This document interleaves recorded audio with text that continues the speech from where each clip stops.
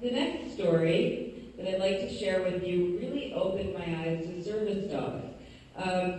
We at Happy Tales About Service published a book called Partners with Paws, Service Dogs and the Lives They've Changed. So lately I've been learning even more, but this one, we didn't have a story in the Partners with Paws book that was the same as this. But I'll let Barb and Deborah tell you about it.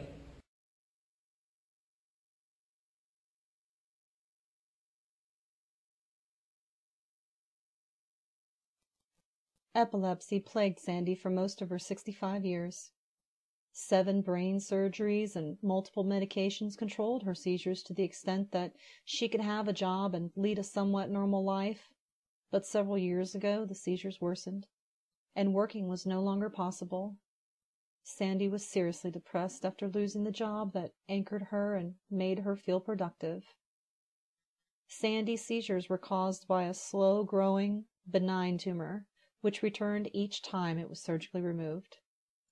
In a last-ditch effort, surgeons dug deep into her brain during an 11-hour grueling operation to remove the tumor, and Sandy hasn't had a seizure since. Every day she takes a hodgepodge of medication to calm the electrical activity in her brain, and even though she hasn't experienced a seizure lately, with such an extensive medical history, the unexpected could still occur. Constantly plagued by a fear of collapsing at home or having an embarrassing seizure in public, Sandy looked for a solution. Her husband, Bud, couldn't be with her all the time, but a seizure alert dog could. According to the Epilepsy Foundation in Landover, Maryland, seizure alert dogs are trained or have learned to warn their humans of an impending seizure. Dogs might bark, lay down, run in circles, but only a handful has the special ability, and there is no reliable way to test for it. No one breed is better at detecting seizures than another. Armed with the new hope of finding a dog who could perform this special task, Sandy started searching the internet and found Arizona Chihuahua Rescue. Around that same time, I had rescued a depressed black and tan Chihuahua from certain euthanization at our county animal control. He had simply been there too long, and the shelter was getting too full to keep him around. At home, we named him Ben, and once he was out of the kennel environment, his personality just emerged. We discovered him to be a strong-willed, attractive, intelligent little guy who loves people, and after bringing him up to date on his shots, he met Sandy and her husband. Sandy and Ben just clicked, and Ben actually chose Sandy at their introductory meeting by paying special attention just to her. Sandy adopted Ben, and it turned out this 9-pound wonder did indeed have the special sense to anticipate her seizures.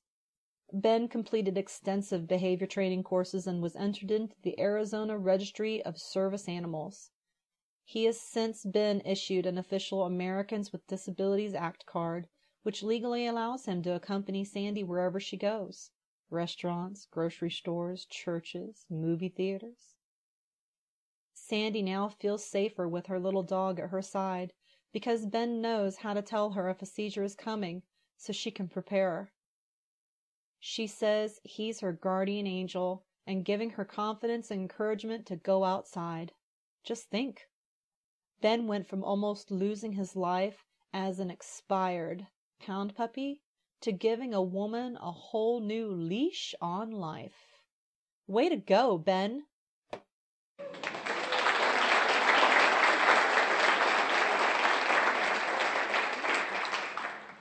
These stories about people, and the way the dogs have changed these people's lives. I brought up the Partners with Paws book because of the story, but also because I was recently editing a story from a puppy raiser that works with the service dog organization that's in prison. And they use a lot of prisoners, inmates for these programs, and it works out really well, I guess. But this inmate had said, one day he was thinking and he realized the only limitations his dog had were the limitations he placed on his dog. And it got me to thinking, what about ourselves? Are the only limitations we have the limitations we place on ourselves? And what would happen if we lifted those limitations?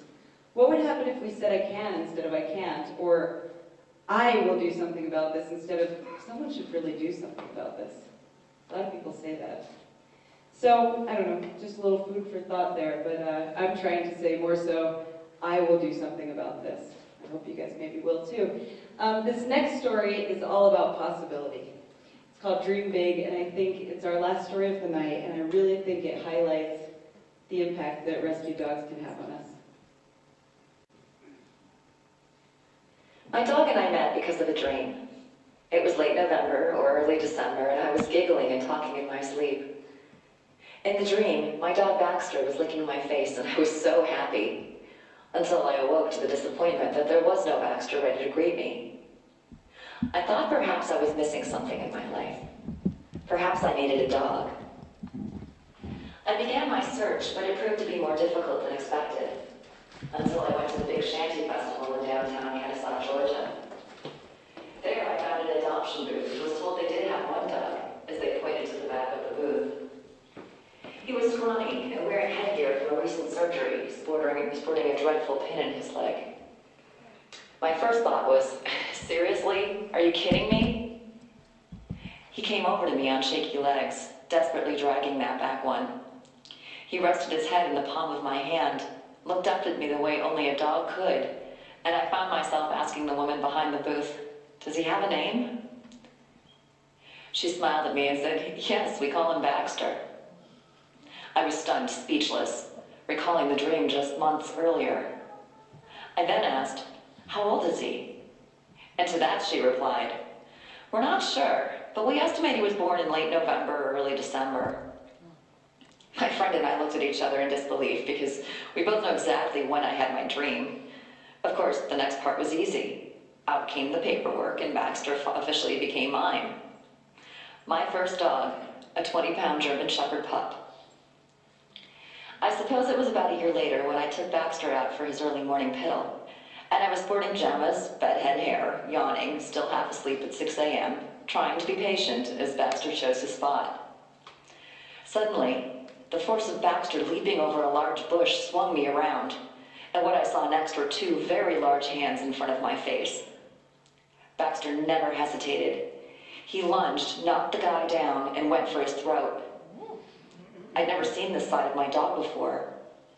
The guy carefully got to his feet, not making any sudden moves, crept to the other side of the street and walked slowly away, not looking in our direction, not saying a word. Meanwhile, Baxter was pulling, lunging, and trying to get free so he could chase the man. Shaking terribly and barely able to stand on my rubbery legs, I finally got Baxter inside the house. Naturally, I phoned the police and then my mom, who reminded me that I would have been out there with a small dog had I gone with my original intent. Thank goodness Baxter found me instead. He saved me, and I owe him a great deal for that. Recently, while spending a Sunday meandering in downtown Kennesaw and enjoying some pre-fall weather, I came across one of my favorite haunts, the painted butterfly. It's owned by my dear friend, Holly Jones Buttimer, who has a unique way of capturing life on canvas, whether it's an enchanted butterfly or the heart and soul of someone's treasured pet. Her dog Elvis, a Harlequin Great Dane, is everybody's namesake, and we were discussing a painting that looked like him when Holly showed me another portrait, this one of a German Shepherd. I loved it, of course, and so I shared with her the story of how Baxter and I came to be best friends and housemates. She loved the story, and she told me she'd like to paint him. Incredibly honored, I made arrangements to bring Baxter to her shop. When the painting was completed, Holly shared with me that before she began the painting, she wasn't sure what she was going to choose as the canvas. People often bring her trash, recycled items that she turns into treasure. So for Baxter's portrait, she ultimately chose an old window someone had dropped off. She painted his picture on the front and then turned it around to paint the back, only to find that someone had written the words, "Dream Big" on the window glass. She was surprised at her find, but I wasn't. Since Baxter came into my life after the dream I'd had, it only seemed fitting that those words be part of the painting honoring him. It's strange to think that a dream would lead me to a dog who would have saved my life and become the inspiration for a portrait. I have the perfect spot picked out for it, right above the top of the stairs, where Baxter normally rests each night, guarding me as I sleep. Good boy, Baxter.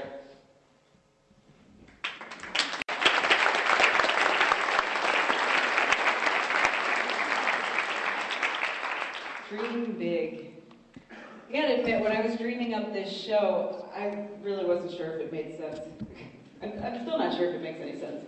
I just thought, does aerial fabric fit in with animal rescue at all? Does it fit in? Fun, cool. Anyway, finally, obviously, I came to the conclusion it does. And I'd like to leave you with the idea that we all have special talents and skills, whether that's aerial fabric or accounting or fostering or anything that you can do to help animals. And I hope that you'll, as you're driving home tonight, think a little about that, and if you have time and the desire, or even just donating to your favorite rescue, anything helps. We're all out there working for the animals and trying to help them. So, you can either change the channel every time you see one of those ASPCA commercials because they're so darn sad, I know, like Mariah's story, or you can decide to do something about it. Which one will you guys choose?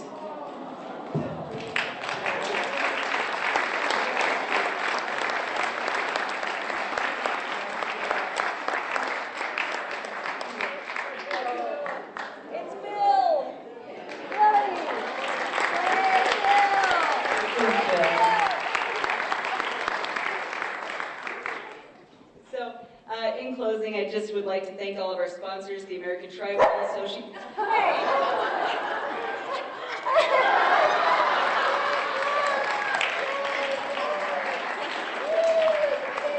Thanks a lot, Clementine. Poor Bill, it's okay, buddy. I just want to thank all of our sponsors, the American Tribal Association, Dog City, Kindness Ranch, the bloggers that are in this show program that you got, Jamie Rowe Photography, thank you very much, and PC Pro Video. And I'd also like to invite you all to go across the street to Wahoo's as soon as the show is over. We're going to be celebrating my birthday. It really is my birthday. And also, it's a great opportunity to network some more with rescuers. So I hope we'll see you over there. They're going to stay open until 11 for us. So thank you very much for coming. Dream big, and don't kill Bill or anyone like him.